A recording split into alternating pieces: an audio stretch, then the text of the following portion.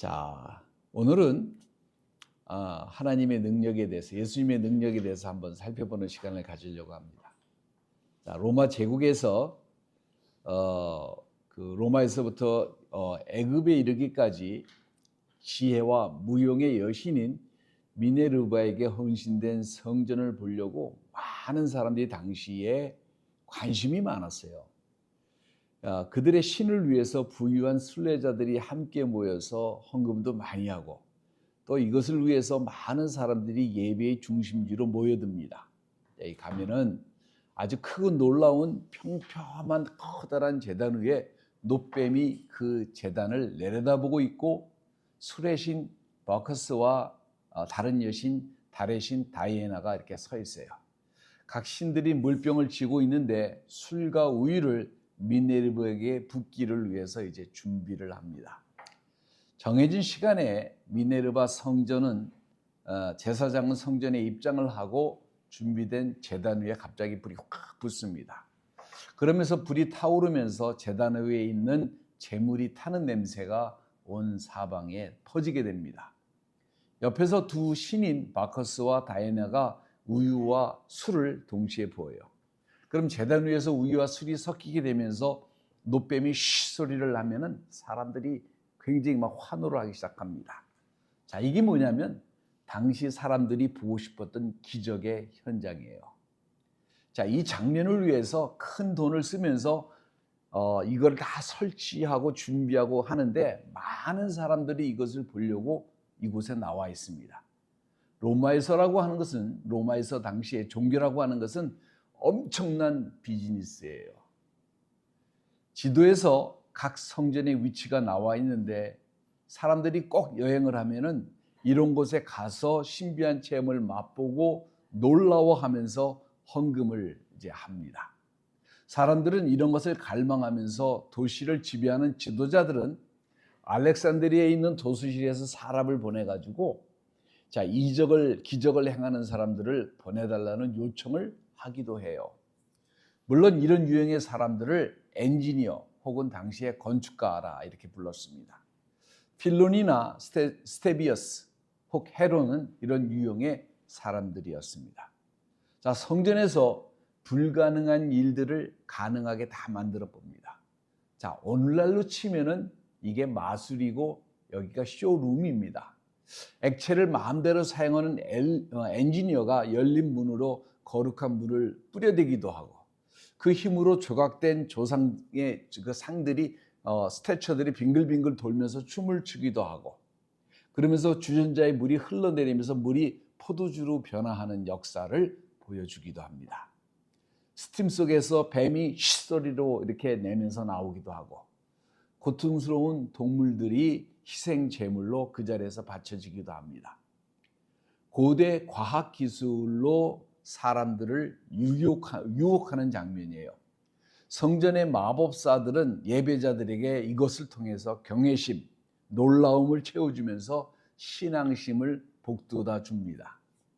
이방신들을 섬길 때마다 결과적으로 한편의 놀라운 쇼를 보게 되니까 이것을 보면서 경외심과 함께 또한 영적 자극은 전혀 사실은 없고 혼적 자극 혹은 육적 자극을 느끼게 됩니다. 여러분이 들으면 좀 놀랄지 모르지만 이 성전에는 항상 사람의 육신의 욕망을 채워주기 위해서 남창과 여창이 동시에 존재하고 있었어요. 자, 여기에 유일신을 섬기는 유대인의 성전은 당연히 초대교회 시대에 이들과 다른 모습을 보여줬습니다. 헤롯의 건축의 사이즈가 다른 지배자들의 시기심을 자극하기도 했어요. 그리고 유대인들은 적어도 이런 쇼는 벌이지 않았습니다. 이들은 겉으로는 경건하고 조용했습니다. 그리고 눈에 보이지 않는 하나님을 섬겼기 때문에 이런 것을 배척했어요. 철저하게 사람들이 즐기는 쇼는 이 성전에서는 허락되지 않았습니다. 그 야훼의 이름은 너무 거룩해서 감히 누구도 부르지 못하고, 야훼라고 하는 이름이 나오면 아도나이라고, 주님이라고 부르면서 넘어갔습니다.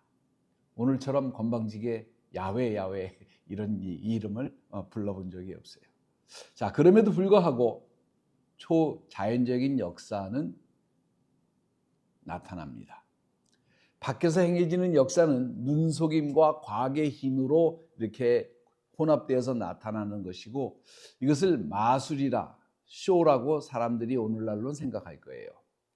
사람들의 요청이나 혹은 그 마술을 진행하는 사회자가 이렇게 말하기도 했다고 합니다. 자, 오늘은 어떤 이적을 보여줄 것인가?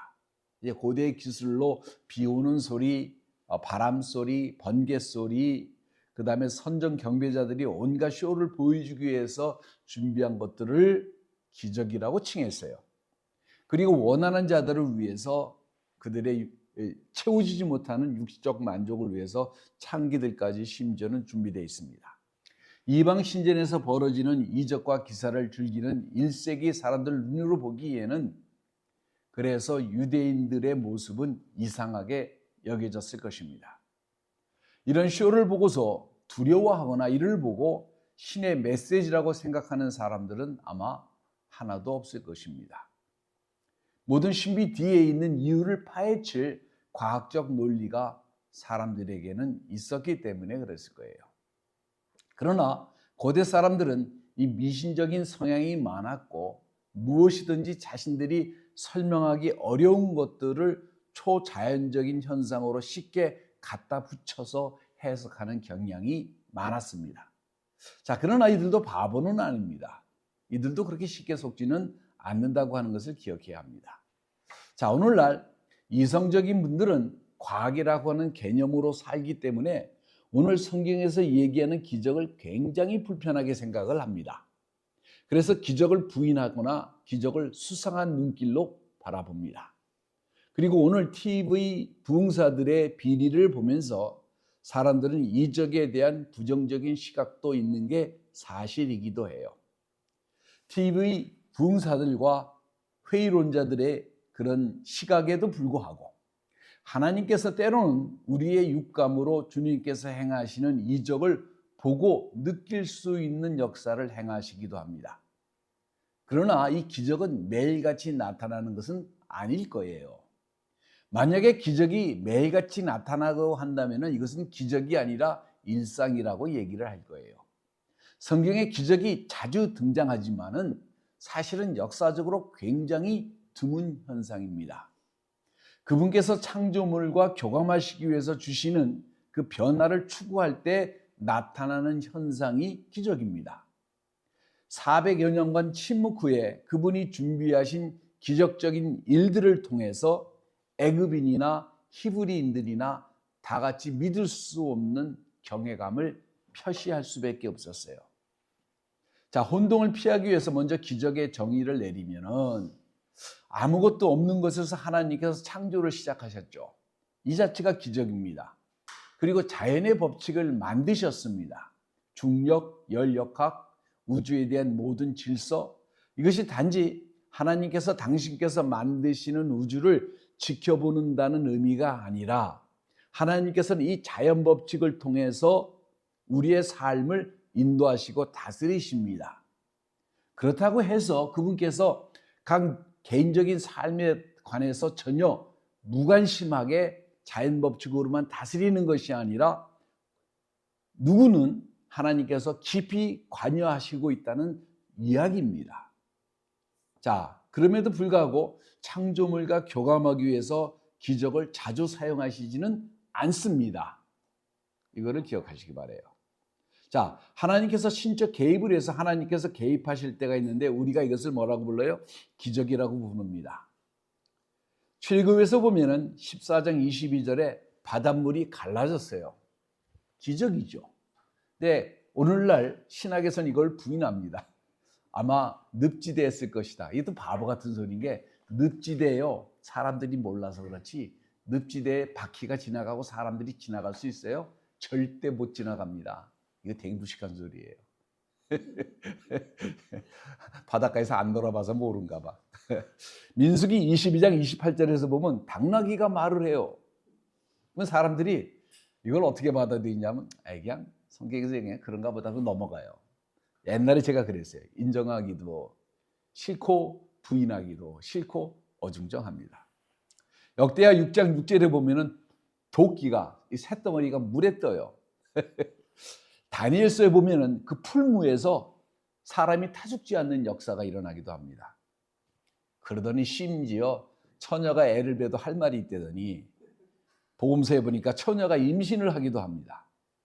자, 자연 역사를 통해 거스리는 이 자연 역사를 거스리는 현상을 통해서 하나님의 뜻을 증거하는 것을 뭐라고 그러느냐? 기적이라고 우리는 부르는 거예요. 이게 기적이에요. 바로 이런 것들은 부정할 수가 없는 하나님의 기적입니다. 여러분, 창세기 1장을 여러분이 믿는다면 이 세상에 성경에 나타나는 기적 하나도 믿지 못할 것이 없다는 것을 알아야 합니다. 당신께서 창조하신 우주에 개입하셔서 당신의 권위를 행사하시는 거예요. 바로 일상의 일에서 사람에게는 불가능한 일들이고 생각도 못하는 일이에요. 예수님이 물 위에 바다 위에 걸으셨다. 이거를 어떻게 설명하겠어요? 자, 기적은 바로 이 모든 성경에 나타난 기적은 천사가 증거한 말이 있어요. 누가복음 1장 37절에 하나님의 모든 말씀은 능치 못하심이 없느니라. 바로 이게요. 이겁니다. 자, 불가능한 일을 우리가 먼저 대해야 되는데, 에덴 동산에서 아담과 이브가 하나님의 명령을 거역한 이후로 이 세상은 변화된 것입니다. 이거를 여러분이 아셔야 돼요. 첫 커플의 반란을 모방하는 것 같이 창조된 이 세상도 사람의 죄를 따라서 제멋대로 갑니다. 하나님이 창조하신 완전한 기적은 우리에게 고통을 주는 재난과 실망과 배고픔, 혼동, 질병, 그리고 궁극적으로는 하나님의 창조를 모욕까지 하는 그런 것으로 나타내기도 합니다. 사람들이 죄를 선택했기 때문에, 그리고 지속적으로 죄를 선택하면서 즐기기 때문에 우리는 지속적으로 인간적으로 불가능한 상태를 맞이하고 있다는 사실을 먼저 우리가 이해해야 돼요. 그런데 예수께서 오셔서 하나님과 인간 사이에 가로막혀 있는 그 장벽, 그 죄라고 하는 것을 허무셨습니다. 그래서 인간과 하나님 사이에 다리가 되어 주신 거예요. 하나님과 우리와 함께 하러 오셨습니다. 이것도 기적이에요. 그리고 우리에게 우리를 대변하시는 분이 계시어서 우리의 고난을 넘어서, 우리의 죄악을 넘어서 우리를 인도하시는 분이 계시다고 하는 말입니다. 이것을 우리를 변화로 인도하게 되는 첫 번째 시발점이에요. 불가능한 상황 속에서도 예수 그리스도 때문에 현재의 고통을 위장된 축복으로 바라볼 수 있는 능력이 생긴 거죠. 옛날에 고통을 당하면 어떻게 돼요? 털썩 주저앉아가지고 고무신 거꾸로 주저앉고 땅바닥을 치면서 애고 우는 게 전부 우리가 할 일이었어요. 한이 많습니다. 그러나 이제 더 이상 그럴 필요가 없습니다. 왜? 우리에게는 예수 그리스도가 계시기 때문에 그래요. 고난을 뛰어넘는 능력이 우리에게 생기기 시작을 했습니다. 자, 예수께서 결혼식에 참석하신 적이 있었어요. 신랑의 가족들이 하객을 대접하는데 예기치 못한 상황이 발생합니다. 결혼식에 이런 일이 종종 생기죠. 그죠? 링보이들이 콧구멍에 손가락으로 쑤시던지, 신부가 넘어진다든지 자기 옷에 걸려가지고, 케이크를 딱 이쁘게 세워놨는지 갑자기 무너진다든지, 여러 가지 사태가 발생하는데, 여기 갈릴리 이 잔치집 결혼식에서는 잔치 중간에 포도주가 떨어진 것입니다. 이게 별거냐 싶겠지만은 당시의 문화에서 보면은 이건 엄청난 큰 결례에 속하는 일이에요. 자, 예수의 모친이 이거를 주관하는 주관자였는데 이거를 발견하고는 주저없이 예수에게 요청을 합니다. 그리고 그녀가 한 말이 뭐냐면 일꾼들에게 무엇이든지 예수께서 말씀하는 그대로 행하라고 합니다. 이것이 요한복음 2장 7절과 11절에 나타나요. 예수께서 저에게 이르시되 항아리에 물을 채우라 하신즉 아그까지 채우니 이제는 떠서 연회장에 갖다 주라 하매 갖다 주었더니 연회장은 물로 된 포도주를 맛보고 어디서 났는지 알지 못하되 물떠온 하인들은 알더라. 연회장이 신랑을 불러 말하되 사람마다 좋은 포도주를 내고 취한 후에 낮은 것을 내거늘 그대는 지금까지 좋은 포도주를 두었도다 하니라. 예수께서 이 표적을 갈릴리 가나에서 행하여 그 영광을 나타내시며 제자들이 그를 믿으니라 이렇게 얘기를 합니다. 뭐가 변했어요? 물이 포도주로 변화됐습니다. 당시 성전에 진부한 성전의 제사장들이 눈을 돌리기에 모자에서 토끼를 꺼내는 것과는 너무 다른 거예요. 자, 이런 속임수를 행하기 위해서는 무대 뒤에서 많은 준비를 해야 됩니다. 그런데 예수께서는 이 기적을 행하시기 위해서 준비한 것이 하나도 없어요. 잔치 중간에 예수님은 요청받았고 그리고 그냥 물을 떠다 주라고 명하셨고 하인들은 예수님도 없이 그 명에 따라서 빈독에 물을 채워가지고 가져온 거예요. 어떤 결정적인 움직임이나 언급이 없었습니다. 관객에게 보이기 위한 것도 없었고 박수도 없었고 이 자리에는 관객도 없어요. 다만 결혼하는 그 가족들의 어려움을 돌아보시고 이들의 결혼식을 다른 방식으로 축복하신 예수님의 궁일한 마음만 있을 뿐입니다. 자, 혹자 생각하기에 지금 이런 일은 중요하지 않을 수도 있습니다. 사소한 일이라고 할 수도 있어요. 자, 그럼에도 불구하고 이것은 굉장한 중요한 의미를 가지고 있는데 물질계를 변화시킬 수 있는 그분의 신적인 능력을 지금 보여주신 거예요. 그리고 이것은 그의 친구의 공경에서 구하는 예수님의 궁일하심이 나타난 일입니다. 자, 요한은 이것을 가나안에서 행하신 첫 번째 기적이라고 불렀습니다. 그리고 이 기적을 통해서 제자들의 믿음이 자라게 되는 계기가 됩니다. 자, 둘째로 예수님의 능력은 거리에 상관이 없습니다. 주님과 제자들이 가나에 있었습니다. 가버나움, 즉 베드로, 안드레, 요한, 야고보 등이 배를 가지고 사업을 하는 곳입니다. 갈릴리 북쪽에서 20마일 정도 떨어진 위치인데 걸어서 8시간 걸리는 거리예요. 그때 주님은 유명한 명사가 되었습니다. 그리고 그분의 귀환은 많은 사람들에게 널리 퍼져가게 됐는데 부유한 귀족 그룹인 사두개인이 그 소식을 듣습니다. 그는 집에서 가버나움으로 급히 달려갑니다. 사두개인들은 아주 독특한 무리입니다. 이들은 모세의 오경만 믿는 사람들로서 제사장 그룹을 통괄하는 귀족적 종교 그룹입니다. 이들은 영적 세계를 믿지 않아요. 이들은 천사도 부인하고 죽은 자의 부활도 부인하는 자들입니다. 그렇기 때문에 하나님께서 멀리 떨어지셔서 사람들을 바라본다고 이들은 생각을 했어요. 자, 그러므로 사람들의 죄를 정죄하고 벌하는 것은 누구의 책임이다? 자신들의 책임이라고 생각을 했어요. 그래서 그의 정죄는 무겁고 용서가 없었습니다. 요세푸스라고 하는 역사가는 논쟁을 좋아하는 사람들이라 사두개인들을 이렇게 표현합니다. 사두개인들은 당시에 이신론자들이에요. 즉 하나님은 천지를 창조하셨지만 자연 법칙으로만 다스린다고 생각하는 사람들이에요. 오늘날 누구하고 많이 닮았죠? 누구들하고. 자, 초자연적인 역사를 부인하고 부정하는 사람들이 이들입니다. 이들이 믿기에 각 사람들은 자신의 운명을 스스로 개척해서 만들어간다고 생각을 했어요. 그렇기 때문에 어떤 일을 당하는 것도 자신의 책임이라 이렇게 생각을 했습니다. 질병도, 가난도, 기근도, 그리고 죽음의 문제까지도 각 사람이 책임져야 될 문제라고 생각을 했습니다. 사두개인들이 하나님의 기적적인 개입을 요청한다는 것은 정말 있을 수 없는 일이에요.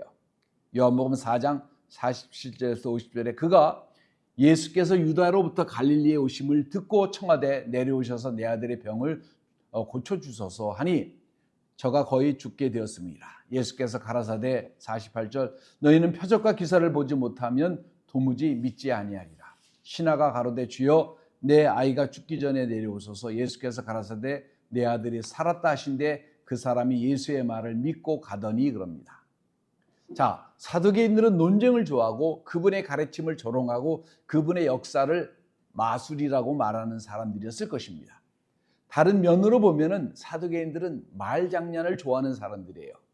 믿음이란 사두개인들의 단어가 아닙니다.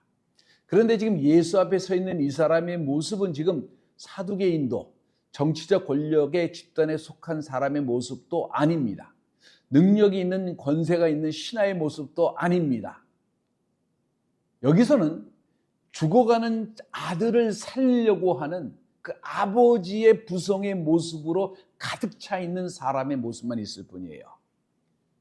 아들을 살리고 싶은 절실함이 예수를 찾아와서 간구하고 응답받으려고 하는 아주 절실한 모습만이 있는 것입니다. 여러분, 여기에 가면요, 누가 병을 고쳐 이런 마음 생각하지 않습니다. 그런 거 없어요.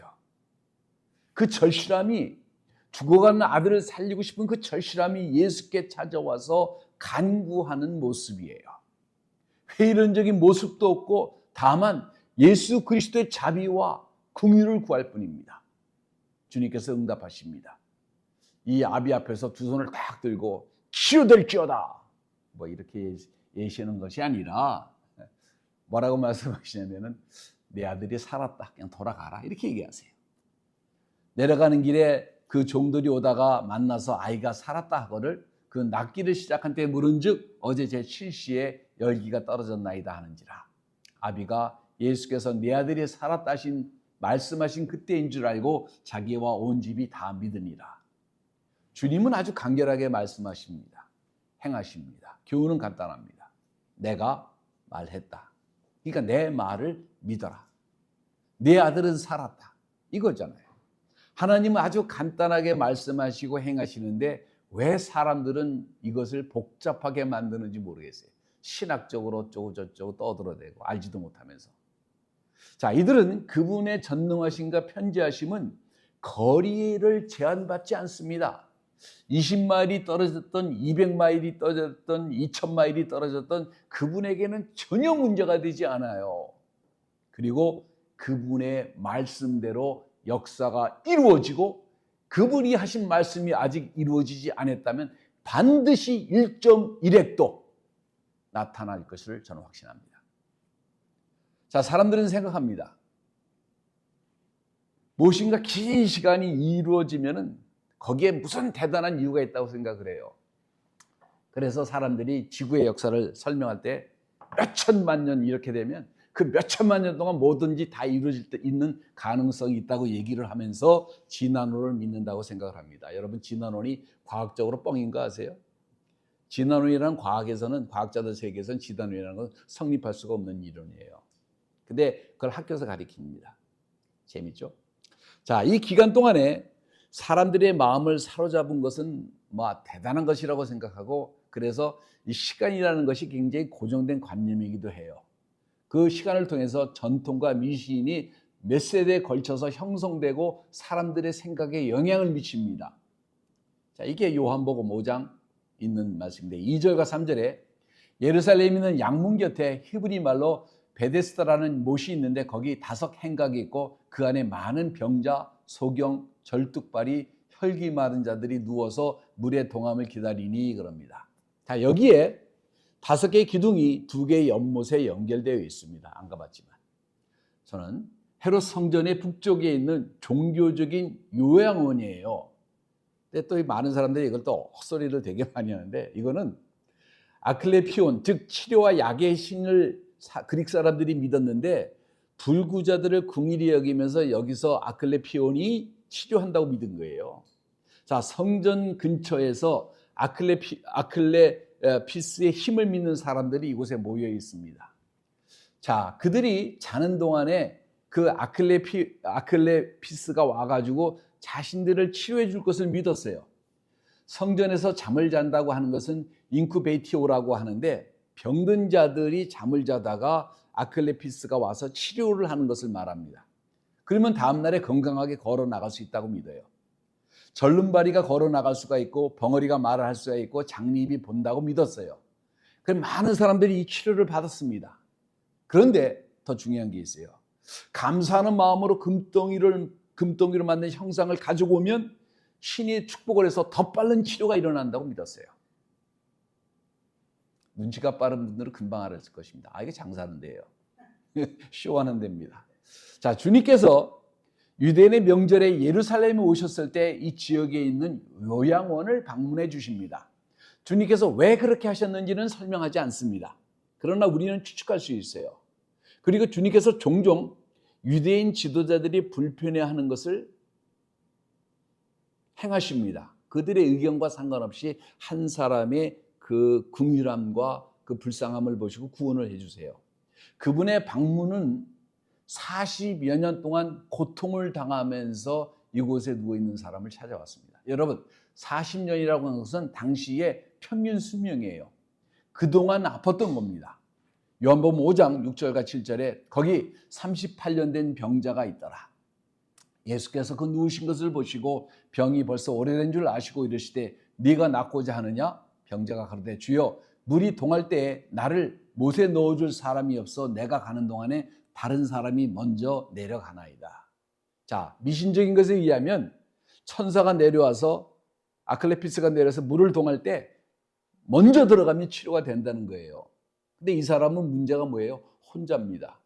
여러분, 눈치 빠르게 먼저 천사가 들어왔을 때 못에 먼저 들어가려면 어떻게 해야 돼요? 누구보다도 눈치가 빨라야 되고 누구보다도 힘이 있어야 돼요.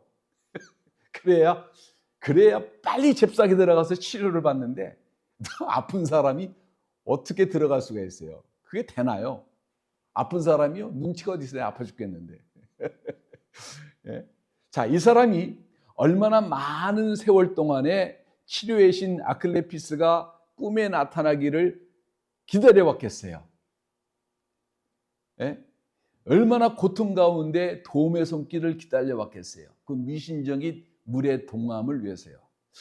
다시 말하자면은 어떤 나팔 소리도 없이 주님께서는 오직 단 한 사람, 이 사람을 위해서 찾아오셔서 뭐라고 말씀하시냐면은 네가 낫고자 하느냐? 그러면 네 자리를 들고 일어나 걸으라고 말씀을 해주세요. 그러니까 갑자기 뼈와 근육이 강해지면서 질병이 떠나가고 수십 년 동안 하지 못한 행동들을 너무 자연스럽게 합니다. 일어나서 자리를 정돈해서 걸어 나간 거예요.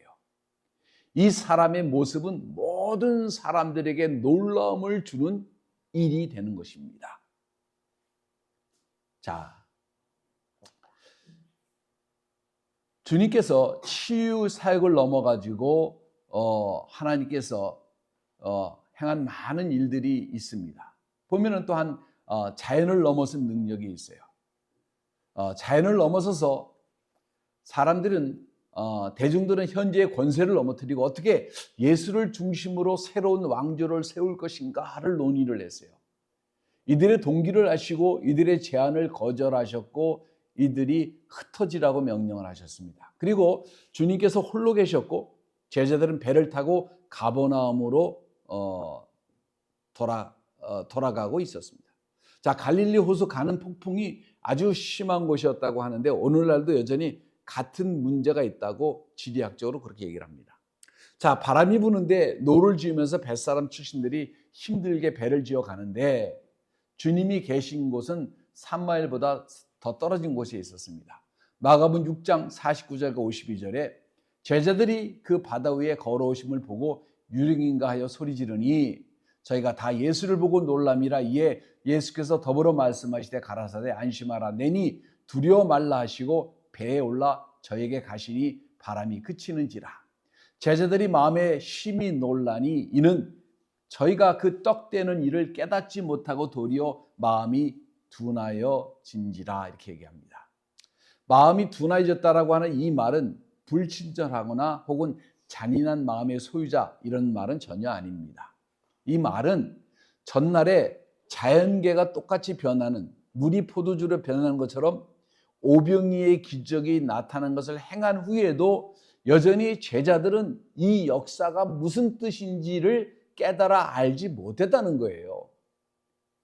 그들은 그냥 이런 기적이 있었구나라고 생각을 했지 그 물질계가 그렇게 변화시킬 수 있는 예수 그리스도의 신적 능력에 대해서 전혀 깨닫지 못했다고 하는 얘기입니다. 그러므로 제자들은 자기들이 뱃사람으로서 위협을 느끼는데 그 갈릴리 바다를 걸어오시는 모습을 보고서도 그 제자들은 예수 그리스도가 누구인지로 깨닫지 못하는 어리석은 마음의 소유자였다는 사실이에요. 이런 거는요, 사람이 이들이 무식해서가 아니라 무지해서가 아니라 사람들은 일반적으로 그러더라고요. 제가 보니까 알질 못해요. 자, 제자들은 위협적인 그 갈릴리 바다를 걸어오시는 예수 그리스도의 모습을 보고 놀라는 거예요. 그분이 바다를 잠잠하라고 명령하시고 바다가 잠잠해지는데 누가 감히 자연을 마음대로 바꿀 수가 있겠어요? 그 하나님을 제하고는 말이에요. 그러니까 이분이 누구시냐면은 바로 천지를 창조하신 하나님이시라고 요한복음 1장에서 1절에서부터 3절까지 그렇게 얘기를 하는 거예요. 자, 비극을 넘으신 능력이 있는데 바리새인들과 사두개인들이 생각하기를 어떤 재난이 있다고 한다면 그것은 각 개인의 직접적인 죄로 인해서 생기는 결과라고 생각을 합니다. 아이가 병을 갖거나 혹은 질병으로 고통을 당한다고 하면은 그것은 죄로 인한 결과로만 항상 생각을 했어요. 주님께서 성전을 떠나실 때부터 소경된 사람을 만나시는데 제자들이 이렇게 물어봐요. 요한복음 9장 2절에 라피여 이 사람이 소경으로 난 것이 네 죄로 인함이나이까 자기 오니까 아니면 부모입니까?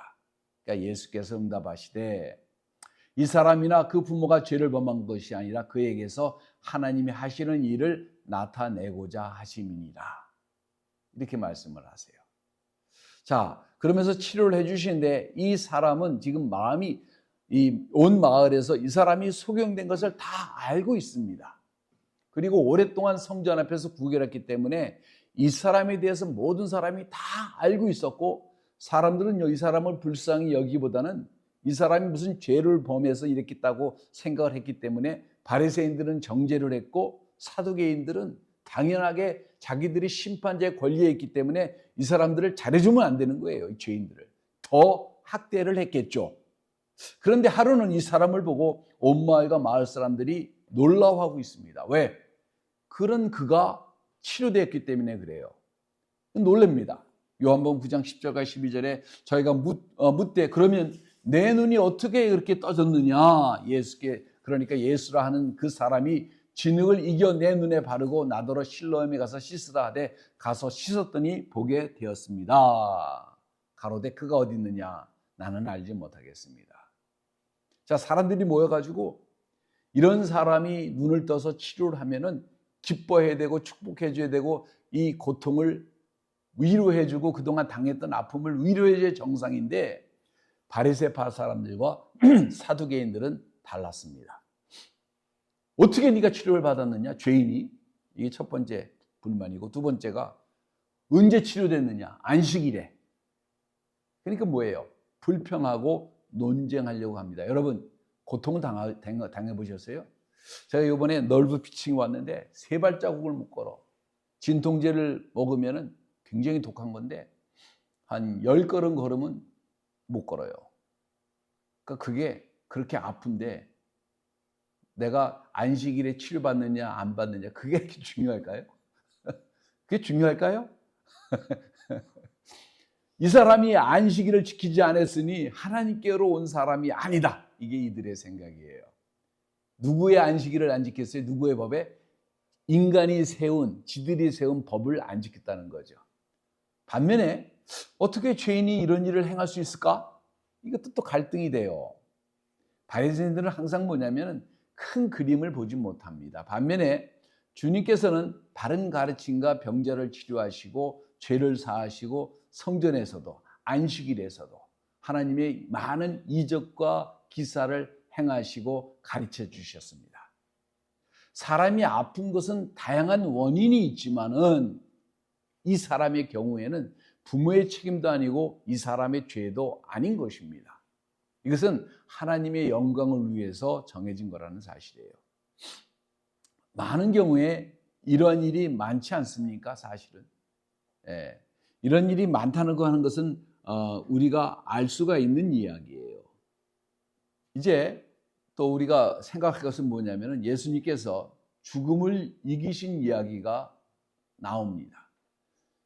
죽음을 넘어선 이야기. 자, 인생에서 가장 최대의 적은 바로 뭐냐면 인간에게 사망 권세예요. 처음부터 인간은 태어나자마자 죽으러 가는 존재로 사람들이 생각합니다. 이것은요, 성경에 의하면 죄로 인해 생긴 일이지 하나님이 인간을 죽도록 창조하신 것이 아니었어요. 로마서 5장 12절에 이러므로 한 사람으로 말미암아 죄가 세상에 들어오고 죄로 말미암아 사망이 왔나니 이와 같이 모든 사람이 죄를 지었으므로 사망이 모든 사람에게 이르렀느니라. 이렇게 성경은 단정지어 얘기를 하고 있습니다. 인간들은 아담의 죄에 대한 대가를 이어받고 있고 그리고 그 죄를 이어받음으로 역시 사망하고 맙니다.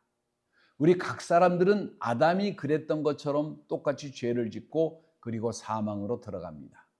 자, 그럼에도 불구하고 하나님께서 놀라운 일을 우리에게 약속을 하십니다.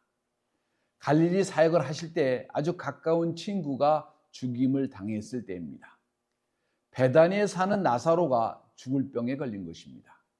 자, 이곳 베들레헴과는 아주 가까운 거리에 있는 거예요. 자, 그 친족들은 마리아와 마르다입니다. 이들은 예수님의 베스트 프렌이에요. 자, 예수께 빨리 와주세요라고 기별을 넣었는데도 불구하고 주님은 성경에서 보니까 생각을 해보시고 안이 가셨어요.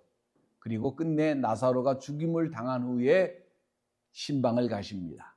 그러니까 마리아는 삐져서 안 나오고 마르다가 나와가지고 요한복음 11장 21절에 보니까 주께서 여기 계셨더라면 내 오라비가 죽지 아니했을 것입니다 라고 항의를 합니다.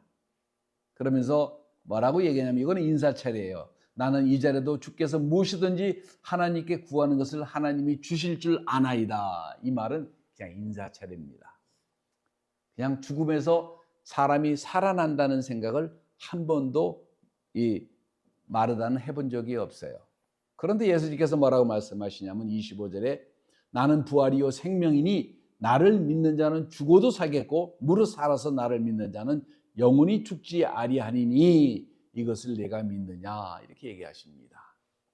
자, 이 말은 죽은 자는 부활할 것이고 죽지 아니했을 때 살아있을 때 예수가 재림한 것을 보는 사람은 영원히 죽지 않는다는 얘기입니다. 자, 예수님께서는요 성경에서는 부활을 굉장히 당연하게 얘기를 하십니다.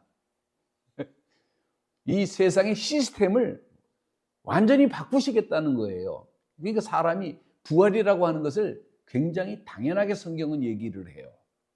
사람들이 굉장히 이 말을 다루는데 굉장히 어려워하고 회피들 하시는 것 같아요. 자, 무덤의 돌을 치우라고 얘기를 합니다. 그러니까 죽은 지가 나흘이 됐는데 벌써가 냄새가 나는데 안 됩니다라고 얘기합니다. 그러니까 예수님께서 뭐라고 하냐면은 내 말을 네가 믿으면 하나님의 영광을 보리라 하지 아니했느냐. 돌을 치워라. 돌을 치운 다음에 뭐라고 했냐면은 나사로야라고 부르니까 죽은 자가 수족을 배로 동인 채로 나오는데 그 얼굴은 수건에 쌓였더라. 예수께서 가라사대 풀어 놓아 다니게 하라라고 얘기를 합니다. 자, 죄는 모든 것을 파괴하는 능력이 있습니다. 그러나 하나님께서는 생명의 창조자이십니다. 그분은 무에서 모든 것을 창조하신 분이시기 때문에 사망에서도 부활하게 하실 것입니다. 마르다에게 주신 확신은 모든 세상에게 주신 확신은 예수께서 부활이고 생명이고 예수를 믿는 자는 죽어도 살겠고 살아서 예수를 믿는 자는 영원히 죽지 아니한다라고 하시는 말씀입니다. 또한 예수께서 우리가 믿지 못하는 영적 문제에 대해서도 아주 분명하게 성경은 얘기를 하고 있습니다. 마가복음에서 보면은 아주 분명하게 얘기를 하고 계신 것이 있는데 마가복음 1장에 보면은 이런 얘기를 하십니다. 자, 회당에 더러운 귀신 사람이 있어 솔로 소리질러 이르되 나사렛 예수여 우리가 당신과 무슨 상관이 있나이까? 우리를 멸하러 왔나이까? 나는 당신이 누군지를 아노니 하나님의 거룩한 자시나이다. 뭐라고 했냐면 하나님의 거룩한 자라는 얘기는 영어로 어떻게 해석하냐면 the Holy One of God. 당신은 하나님이십니다 라고 얘기를 한 거예요. 예수께서 꾸짖어 가라사대 잠잠하고 그 사람에게 나오라 하시니 더러운 귀신이 그 사람에게 경련을 일으키고 큰 소리를 지르며 나오는지라. 다시 말하면 오늘 영적인 얘기를 하면은 사람들이 이해를 못해요.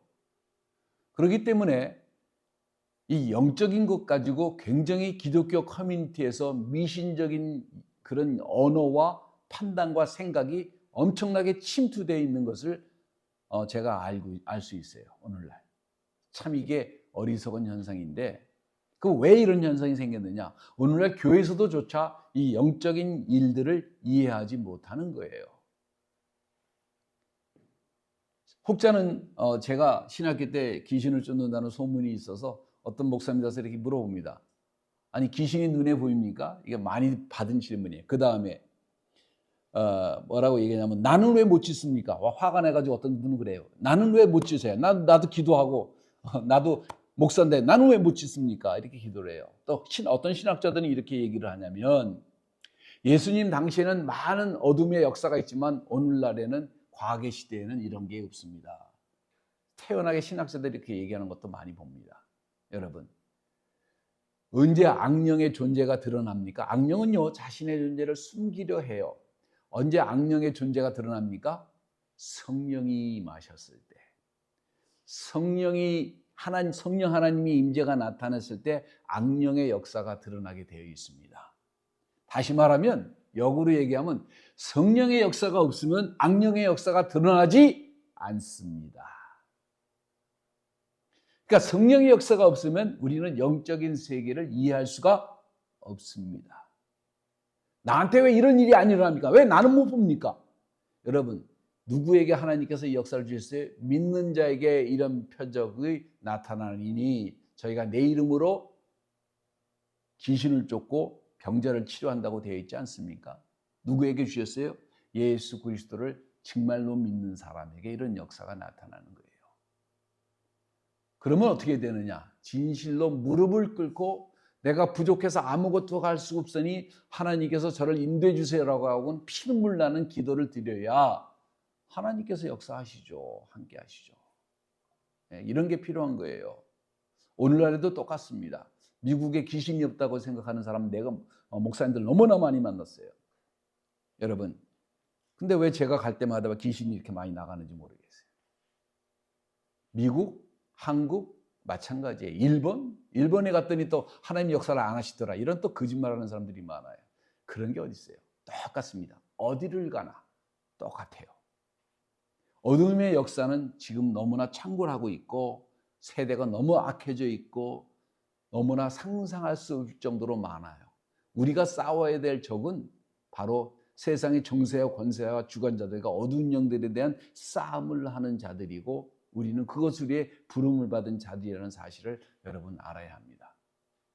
심지어는 교회에서 귀신이 있니 없니, 악령이 있니 없니 이런 거 가지고 논쟁을 한다는 것은 굉장히 부끄러운 거예요. 교회가 다 죽었다는 얘기입니다. 자, 예수님께서는 왜 이적을 행하신지 아십니까? 고대에서는 성전에서 이적을 행하면서 사람들의 눈길을 끌고 돈을 챙기기 위해서 했어요. 이들은 초자연적인 것을 연출해내면서 사람들의 마음을 이용해가지고 자신들의 유익을 챙기기 위해서 했습니다. 자, 알지 못하는 두려움도 일으키고 은근히 협박도 하고, 그리고 내세에 대한 막연한 두려움을 조장해서 사람들을 갈취했습니다. 어떻게 보니까 오늘 교회에서 하는 짓이, 이런 나쁜 짓이, 이런 짓도 있는 것 같아요. 유사한 것 같아요. 그러나 예수께서는 완전히 다른 목적으로 기적을 행하셨습니다. 진정한 기적을. 그분의 기적은 고통과 아픔과 두려움과 슬픔과 저주 속에서 살고 있는 그 사람들에게, 죄악 속에서 살고 있는 그 사람들에게 자유를 주시기 위해서 이적과 기사를 행하셨습니다. 죄에서 자유를 선포하시고 억압에서부터 자유를 주시기 위해서, 흑암의 권세의 억눌림에서부터 자유를 주시기 위해서 이적과 기사를 행하셨습니다. 다른 사람들을 보고 불쌍히 여기시고 이들에게 긍휼히 여기시는 마음으로 행하신 거예요. 그분의 능력은 오늘 우리를 진리로 인도하시기 위하심이고, 그리고 위로하시기 위함으로 우리에게 허락하셨습니다. 그분께서는 우리에게 걱정과 근심과 고통과 좌절, 죄로 인한 아픔에서부터의 자유를 하나님께서는 원하셨어요. 온갖 질병, 비극적인 사건, 혼동, 죽음까지도 그분은 어떤 환경과 어려움에 처해 있든지 그분은 우리를 도우실 수 있고 우리를 자유케 하실 수 있다는 사실을 여러분 아셔야 합니다. 그래서 그 많은 복음서에 그것이 기록된 이유가 거기에 있는 것이에요. 우리가 어디에 있든지 간에 악한 영의 역사가 어떻게 역사를 하든지 간에 어떤 미신과 편견에 사로잡혔든지 간에 그분의 부활의 능력으로 창조의 능력으로 그분은 우리를 구원하실 수 있는 분이라는 사실이에요. 40년이 된 그 고통도 100년이 된 그 아픔도 우리 인생에 쌓여있는 그 많은 죄악도 누구도 용서할 수 없는 치료할 수 없는 죄악까지도 어둠의 역사까지도 그 모든 것에서부터 그분은 여러분을 구원하실 수 있는 분이십니다. 그분의 사랑받는 제자가 그분의 행하신 일을 이렇게 기록을 합니다. 요한복음 20장 30절에서 31절에 예수께서 제자들 앞에서 이 책에 기록되지 아니한 다른 표적도 많이 행하셨으나 오직 이것을 기록함은 너희로 하나님께서 하나님의 아들 그리스도이심을 믿게 하려 함이요 또 너희로 믿고 그 이름을 힘입어 생명을 얻게 하려 함이니라 이렇게 말씀하십니다. 하나님께서 그 많은 이적을 행하셨지만 그것을 기억에서 발췌해서 기록하게 하신 그 이유는 그분이 하나님의 아들임을 믿게 하려 하는 것이 첫 번째 이유요. 두 번째 이유는 바로 이것이에요. 너희로 믿어서 그 이름을 힘입어 생명을 얻게 하려 하시는 것이 그분의 뜻입니다. 예수께서 행하신 진정한 기적을 보면서 이 기적을 행하신 그분께서 오늘도 똑같은 문제를 가지고 있는 사람들에게 바로 해결점이 있는 것을 증거해 주시는 거예요. 우리에게는 수많은 문제가 있습니다. 우리 삶 속에는 해결치 못하는 수많은 문제와 아픔과 고통이 있을 수가 있어요. 그러면 어떻게 돼요? 간구하는 겁니다.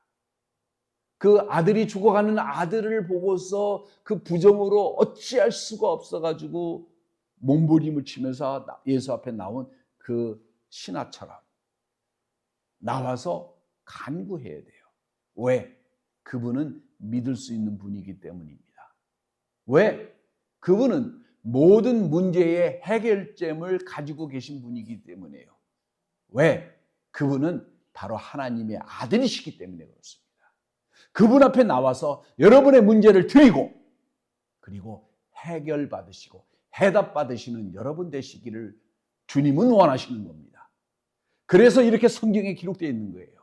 요한복음 20장 31절을 제가 여러분에게 다시 한번 낭독해 드립니다. 오직 이것을 기록하면 너희로 예수께서 하나님의 아들 그리스도이심을 믿게 하려 하며 또 너희로 믿고 그 이름을 힘입어 생명을 얻게 하려 함이라.